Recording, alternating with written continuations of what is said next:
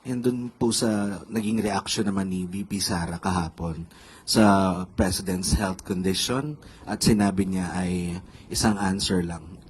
Good luck. Ano po naman ang masasabi? Isang sagot, pero makikita nyo sa body language kung ano ang ibig sabihin. Nung tinanong ito, na masasabi nating irresponsible, isang irresponsableng tanong dahil walang pinanghuhugutan, walang batayan. Itinanong sa kanya, ano masasabi patungkol sa di umanong lumalalang kalusugan ng Pangulo. Doon pa lang sa word na lumalalang kalusugan, alam natin na walang basihan. Pero itinanong pa rin sa kanya. Kaya ang nakuha rin natin sa Vice Presidente ay isang irresponsableng sagot. Good luck. With a smile. At lahat sa paligid niya ay nagtatawanan. Bilang isang Pilipino, hindi natin gawi ang mangutya, pagtawanan, ang sino mang may sakit. Lalong-lalo na kung ito'y ginagawa lamang.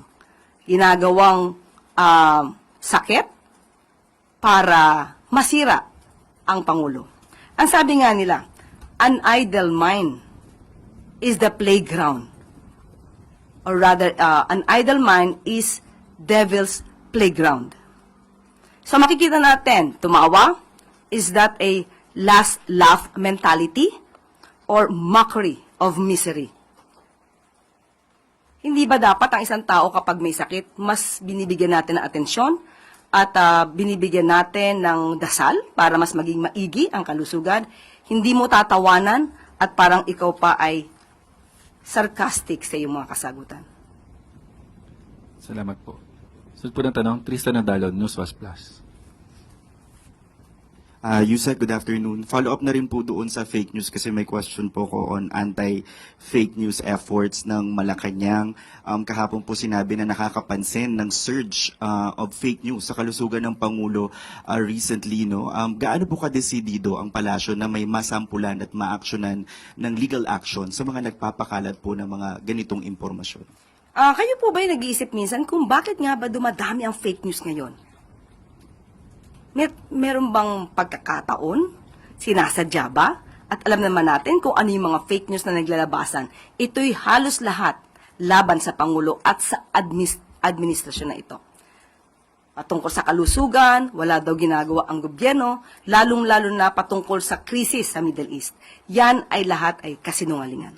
Kitang-kita po natin kung paano gumalaw ang Pangulo at kung paano magtrabaho ang gobyernong ito. Meron pong ginagawa, nakita niyo po, sinimula na po ni Secretary Dave Gomez ang bibigay ng impormasyon sa DOJ para mas malawak ang imbestigahan ang mga taong nasa likod ng fake news na ito. At inaanyayahan na rin po namin, gagawa po ang PCO ng isang website o isang platform kung saan niyo po isusumbong lahat ng fake news na nagkakalat at yan po ay hindi namin tutulugan at lahat po yan ay dapat nasampahan ng kaso. Inuulit po natin, fake news.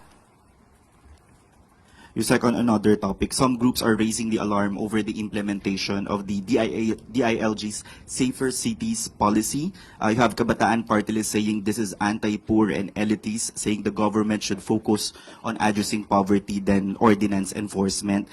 Yung sa 10 p.m. curfew minors, sabi naman po ng grupong Samahan ng Progresibong Kabataan, this may conflict with the Juvenile Justice and Welfare Act na wala raw po dapat penalty ini-impose sa mga bata. And yung previous Supreme Court ruling na ini-struck down yung mga ganito pong curfew. Given these legal limits, is Malacanang still supportive of this national policy? Unang-una po, ito naman matagal na mga ordinansa. Pinapatupad lamang po ng DILG.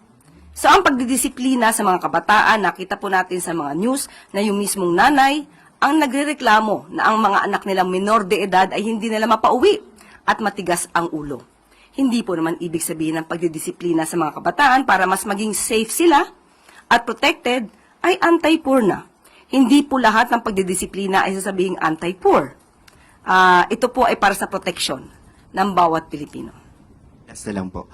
May paalala na lang po bang Malacanang sa law enforcement agencies that baka yung iba po ang tendency is ma-abuse yung power to enforce these ordinances? Sa lahat na ng aabuso ngayon pa lamang po, isumbong niyo po agad para po maproteksyonan din ang mga inaabuso at mapanagot ang mga otoridad na nang-aabuso ng kanilang kapangyarihan.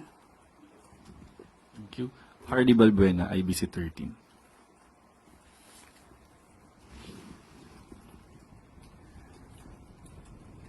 Suli po ng mic. Good afternoon, Yusek.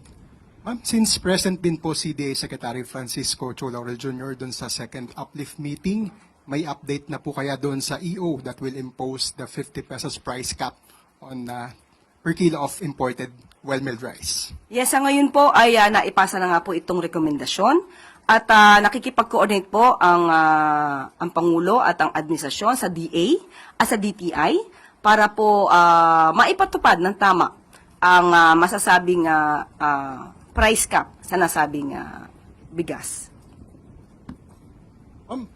Is the uplift committee or the President also considering imposing discounts through subsidies sa iba pang varieties ng rice, especially po sa local, since yun po yung tumataas talaga? Sa ngayon, wala pa po napag-uusapan doon. At itutuloy ko lang po yan. Noong nakaraang press briefing na itanong po sa atin kung bakit may tumataas na mga presyo sa palengke. Kasi po, ang DTI po, ang covered po ng DTI ay mga groceries. Sa pagdating naman po sa mga palengke, ang may hawak po dito, ang jurisdiction po dito ay ang DA. So, tinanong po natin mismo sa Secretary Kiko Laurel Jr. kung bakit mayroon na nagrereklamo na tumataas ang presyo ng mga bilihin sa palengke kung ikukumpara dahil sinabi nga na hindi magtataas ng presyo ng mga basic needs at prime commodities sa grocery. Ang sabi kasi ni Secretary Kiko Laurel, kung ikukumpara ang mga supply sa grocery, usually umaabot ito ng 60 days na inventory. So, maaaring hindi agad magtaas. Unlike po sa mga palengke, na karaniwan ay mga kada araw bumibili ng kanilang mga supplies, kaya medyo tumataas because of the logistic. Pero, kapag ka po naman, inabuso rin ng mga kababayan natin ang pagbebenta ng mga basic goods, diyan po sa palengke, ipagbigay, alam nyo rin po, sa Department of Agriculture. Ibibigay ko po sa inyo mamaya ang daily price report po as of April 9, 2026 na ibinigay po ng Department of Agriculture. Ibibigay ko po sa inyo mamaya. Salamat po. Follow-up question, Ivy Reyes, Bilionario.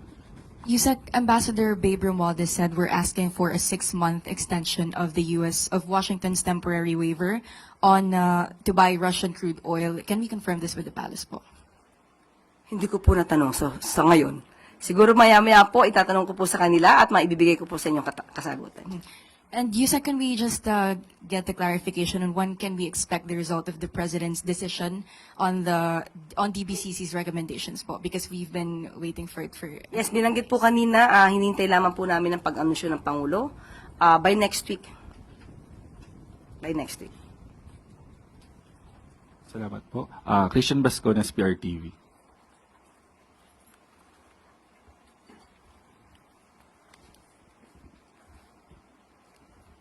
Sir, aside from saying na nothing is off the table, humingi po ng assurance ang taong bayan, no? Particularly yung mga middle class, sa anong tulong ng pamahalaan ang pwedeng maibigay sa kanila. Like itong panukalang ahon bill ni Manila Congressman Rolando Valeriano bilang alternatibo daw po sa Bayanihan 3. This aims to give assistance to middle class 3,000 piso every month sa loob ng 18 months. Ano po yung reaksyon ng palasyo dito?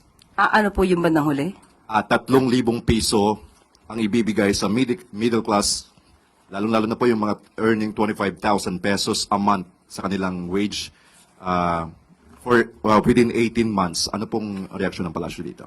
Una-una, hindi pa po natin natatanggap na ang version na sinasabi na ahon bill. Maganda po yan, pero nangangailangan po rin yan ng supplemental budget. So, tignan po natin. Hindi po ito pangit na bill. Maganda po siya. Pero syempre, kinakailangan pong pag-aralan po yan kung saan din kukunin yung budget kasi bago po ito. Hindi po siya kasama sa 2026 GAA. So, mas maganda po ang napapag-aralan at kung ano man ang kahinatnan po niyan at makakabuti po to sa taong bayan, especially sa middle class, hindi po naman yan tututulan ng Pangulo. For as of now, kailangan makita po yung pinaka-version po. ng Okay. Pangulo. Aside from yung sa mga fair discount po sa ating mga middle class, yung nakaka-consume po talaga nito, possible din po ba yung cash aid sa mga middle class, lalo-lalo na po yung mga minimum wage earners? Ngayon po, pag-aaralan po yan. Dahil sabi nga po natin, kailangan po ng kaakibat na budget po dyan. So, kung meron po tayong batas at meron nakalagay na pong budget po dito, mas maganda po na maipatupad kung meron na po. Thank you, sir. Salamat po. Clay Perdilla, PTV4. USEC drivers suffer daily with high prices of fuel and very low income. How does Malacanang view Senator Bato de la Rosa's absences during the 20th Congress na umabot po ng 31 days, yet he continued to receive pay, which is taxpayers' money? Hindi